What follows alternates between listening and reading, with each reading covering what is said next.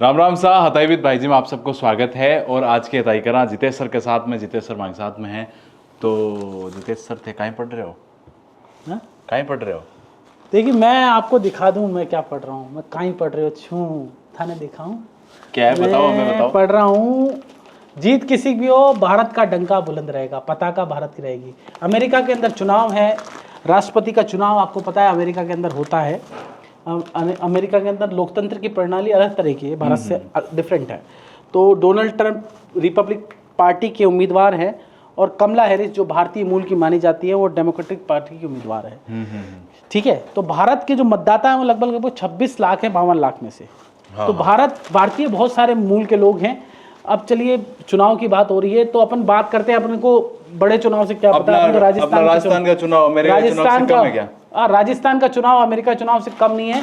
और राजस्थान के बाबा किरोड़ी बाबा Donald Trump है राजस्थान के। तो हम तो उसी डोनाल्ड ट्रंप की बात करेंगे, शुरुआत डोनाल्ड ट्रंप से करेंगे। लेकिन एक बात और आपको बता दूं समस्त दर्शकों को, चुनाव भारत के अंदर भी है और भारत के अंदर कई राज्यों के अंदर उपचुनाव है। बीजेपी शासित राज्यों में भी उपचुनाव है। यूपी के अंदर 9 उपचुनाव है, असम के अंदर 5 है, राजस्थान के अंदर 7 हैं। ऐसे कई प्रदेश हैं, मध्य प्रदेश के अंदर 2 हैं।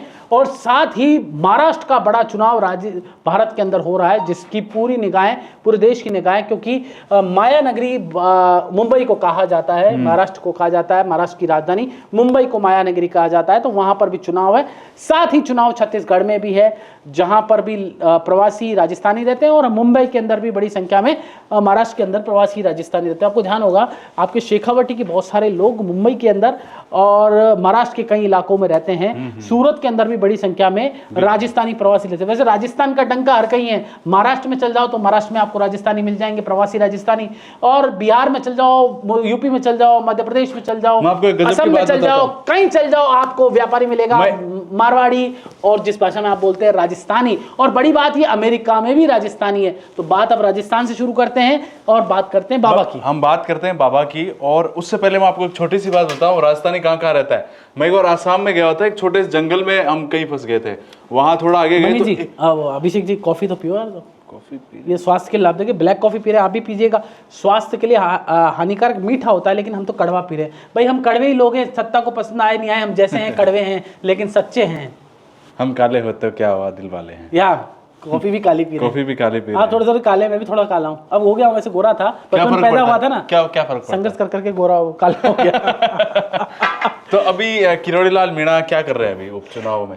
देखिए बाबा के गढ़ में आज पायलट का जलवा दिखा, लेकिन बाबा किसी से कम नहीं है, क्योंकि बाबा जो कहते हैं वो करते हैं। डॉक्टर किरोड़ी लाल मीणा ने आज तक जो कहा, 36 कौम के नेता हैं। हालांकि सचिन पायलट का जलवा दिखाई दिया। पहली बार इस चुनाव में बड़े अलग रंग देखने को मिलेंगे। पायलट भी आज झूमे गानों पर। हालांकि पायलट ऐसा झूमते नहीं है, ऐसे दुपट्टे नहीं घुमाते यूं यूं करके, तेजा सुपर डुपर ऐसा तो नहीं करते पायलट। लेकिन पायलट ने भी आज है ना ताली बजा बजा के डांस किया है। तो सचिन पायलट का भी जलवा दौसा में दिखाई दिया, क्योंकि उनकी दौसा में उनके पापा जी चुनाव लड़े थे, जो स्वर्गीय राजेश पायलट, बड़े नेता, किसान नेता, कद्दावर नेता स्वर्गीय राजेश पायलट दौसा के अंदर चुनाव लड़े थे। और लगातार वहां से सांसद है, केंद्रीय मंत्री भी रहे। कभी दूध बेचा करते थे राजेश पायलट जी, लेकिन दूध बेचने से लेकर केंद्रीय मंत्री होने से लेकर पायलट तक की कहानी बहुत दिलचस्प है, कभी और बताएंगे। लेकिन अभी चर्चा चुनाव पर है। चुनाव बड़े नेता अभी दौरे पर है। कहीं दिया कुमारी भी, कहीं दिया कुमारी का भी जलवा देवली उनियारा में नजर आया। मुझे लग रहा है कि वो 2 सीटों पे जहां गई है वहां बीजेपी अभी प्लस नजर आ रही है, क्योंकि जबरदस्त जलवा दिया कुमारी का दिखाई दे रहा है कि वो खिंवसर में गई तो हवा पलट गई। राजपूत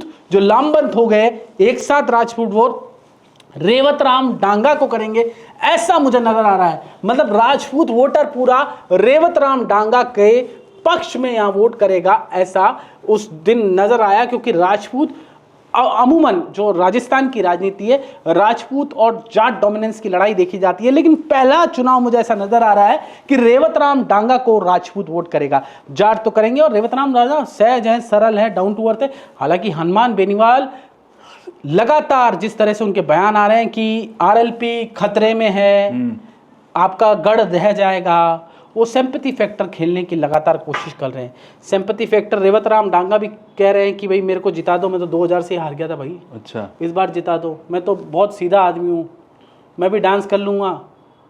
उन्होंने तो कहा ही था कि हनुमान बेनीवाल है, हमने उनका इतना साथ दिया और फिर हमें क्या मिला? कुछ नहीं मिला, इसलिए हमने उनका साथ छोड़ दिया। हमारी सुनते नहीं है, हमारी बात नहीं करते हैं। अब हनुमान बेनीवाल कहते हैं कि मेरी गाड़ी में बैठ के नेता बना देता हूँ, फिर निकल जाते पतली गली से।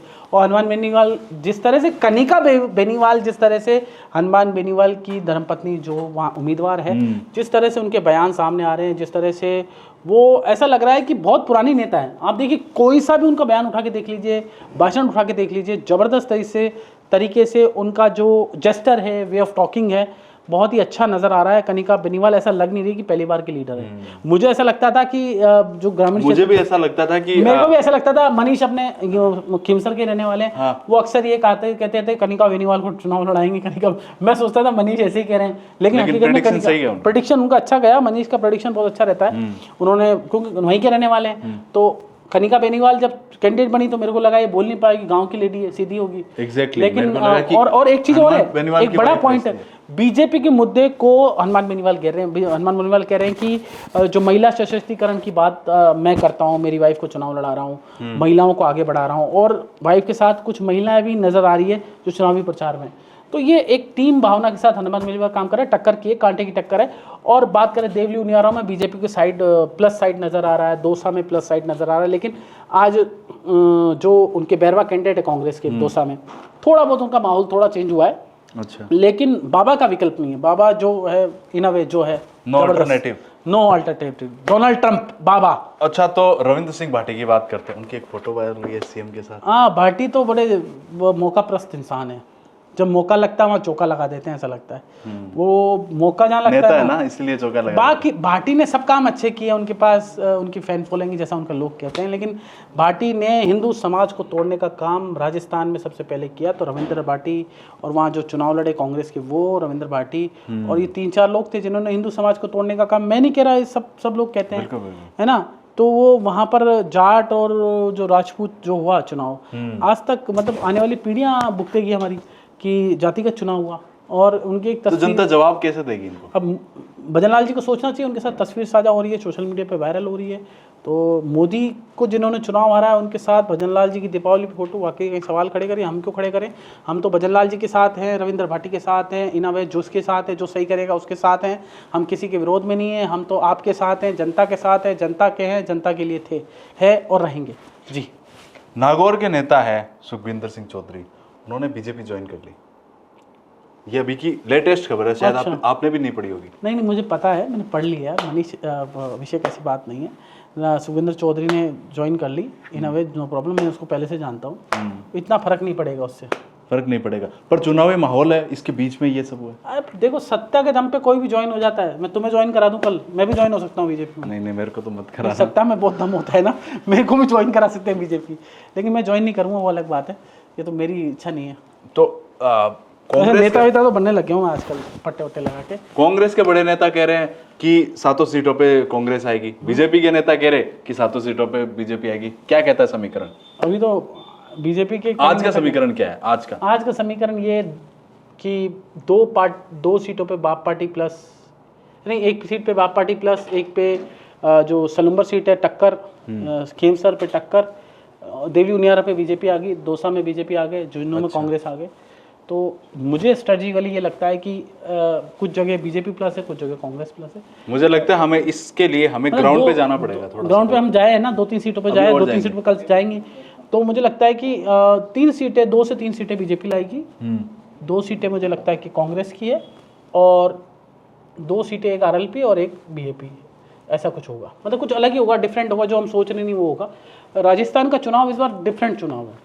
एक मुझे आप बात बताइए, फिजा बदलेगी इस चुनाव से, उपचुनाव से। हालांकि बहुत गंभीरता से नहीं ले लोग, लेकिन आप लीजिए, क्योंकि इस चुनाव से ही राजस्थान का भविष्य तय होना है। एक चुनाव से ही राजस्थान का भविष्य। मुझे एक मेरे दिमाग में क्वेश्चन आया है। गोविंद सिंह डोटासरा है, वो बीजेपी के कुछ नेताओं की चिंता करते हैं, जैसे किरोड़ीलाल मीणा की चिंता करते हैं। अरे वो खुद की चिंता तो करें, वो पेपर लीक में अंदर नहीं चले जाए, कई नेता बोल गए वो पहले गोविंद डोटासरा खुद की चिंता कर लें। नहीं, वो क्या चाहते हैं, वो किरोड़ीलाल मीणा को कहीं कांग्रेस में तो नहीं लाना चाहते। हर बात पे वो उनकी तारीफ करते रहते हैं, हर बात में उनको बचाने जैसी कि बीजेपी ने उनके साथ ये कर दिया। देखो जब तो वो तो उन्होंने लोग कह रहे हैं ना, मैच फिक्सिंग कर ली। हाँ, मैच फिक्सिंग, आज ये जो नैरेटिव चल रहा है मैच फिक्सिंग वाला, क्योंकि कांग्रेस है जो कह रहे हैं, कुछ लोग कह रहे हैं कि बीजेपी के साथ में टिकट दे दी, खुद ही अपना सरेंडर कर दिया। अच्छा, कुछ बड़े नेता है देखिए दोनों तरफ एक बड़ी दिलचस्प चीज बताता हूँ पॉलिटिकल। कुछ नेता चाहते हैं कि कांग्रेस की सीटें कम आए जिससे गोविंद डोटासरा का प्रभाव कम हो, कांग्रेस के नेता तो विद इन कांग्रेस चाहते हैं। हाँ। कुछ नेता ये चाहते हैं ये हम खुल के बता सकते हैं, खुल के बता रहे, क्या फर्क पड़ रहा है, अपन तो खुल के ही बोलते हैं, जो बोलते हैं अपना क्या उपाड़ लेगा कोई। हाँ। कोई कुछ नहीं बिगाड़ सकता हमारा, अपन तो जो जनता की आवाज है ना, हम तो जनता है। हाँ। जनता इज जनार्दन। हाँ, जनता ही सब कुछ है। तो इन्हें कांग्रेस क्या हो रहा है कि गोविंद डोटासरा को कुछ लोग चाहते हैं कि कम सीटें आएंगी तो डोटासरा की दुकान खत्म हो जाएगी, समझ गए। और बीजेपी के अंदर क्या होता है, बीजेपी के अंदर ये हो रहा है, कुछ बीजेपी के नेता चाह रहे हैं कि कम सीटें आएगी तो भजनलाल की दुकान खत्म होगी। तो दोनों की दुकान खत्म करना चाह रहे हैं लोग। दुकान खत्म करने का चक्कर चल रहा है, लेकिन दुकान तो जनता खत्म करेगी जिसकी खत्म करनी होगी। आज डोटासरा ने भी यही कहा। हाँ। कि मैं और किरोड़ीलाल मीणा तो यही चाहते हैं ना कि जो वो सीएम पद है वो मतलब भजनलाल जी है, उनको हटा दिया जाए। अरे उनके वो अगर कहेंगे हटा दिया जाए तो नहीं हटेंगे भजनलाल जी। हाँ हाँ। वो तो भजनलाल जी को सपोर्ट कर रहे हैं, इसका मतलब भाई भजनलाल जी को जितना सपोर्ट गोविंद डोटासरा कर रहे हैं कोई नहीं कर रहा है, ऐसा लग रहा है मुझे तो। क्योंकि जितना वो बड़ा बुला बोल रहे ना उतना फायदा मिल रहा है। देखो विपक्ष हमेशा जिस नेता का विरोध करे ना, इसका मतलब वो लीडर बड़ा हो रहा है। भजनलाल जी स्ट्रांग हो रहे हैं अभी, भजनलाल जी को कोई नहीं हिला सकता क्योंकि डोटासरा भजनलाल के साथ है। चश्मा था, बच गया। कोई दिक्कत नहीं है इन अ वे। एक टाइम पे होता था ना कि नरेंद्र मोदी को घेरते थे राहुल गांधी, और जितना घेरते थे, मैं बताऊं, I let you know for this, मैं बताता हूं कि नरेंद्र मोदी जी को लीडर बनाया कांग्रेस ने। कैसे बनाया? जो गोधरा कांड था, गोधरा का मामला था, हिंदुत्व के लिए प्रधानमंत्री नरेंद्र मोदी हमेशा खड़े रहते हैं। उन्होंने स्टैंड लिया गोधरा कांड में।